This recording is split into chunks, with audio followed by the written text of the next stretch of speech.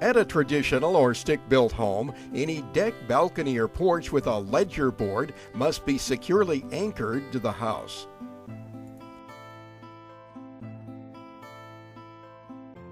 Nails are not a reliable means of attaching a ledger board.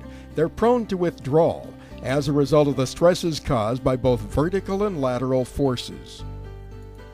At an existing deck, balcony, or porch where the ledger board is simply nailed in place, usually the easiest and least invasive means of anchoring the structure is to drive lag screws through the ledger board and into the building's framing.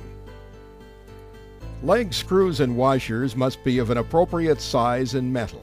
Some hardware will fail if it's subjected to moisture or contact with pressure-treated lumber. For maximum strength, lag screws require proper spacing, and they should be staggered along the length of the ledger board. At the time of repair or construction of a deck, balcony, or porch, good design calls for lag screws or another alternative through bolts with accompanying nuts at the ledger board, and a suitable flashing, usually a metal L flashing, to protect against moisture seepage into the exterior wall of the home. Obviously, it's important to pay attention to all of the little details when maintaining an existing structure or building a new deck, balcony, or porch.